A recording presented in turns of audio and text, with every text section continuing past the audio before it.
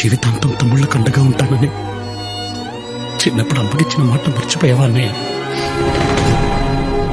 ఆ మాట చిన్న మీరే ఎప్పుడో చెప్పేశారు.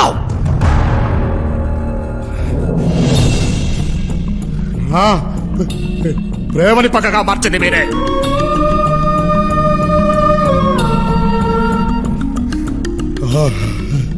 అయిన వాళ్లే నన్ను చిన్న చూపు చూసి హేళన చేసినప్పుడు ఆ గుండె ఆ వల్ల రగిలిపోయింది.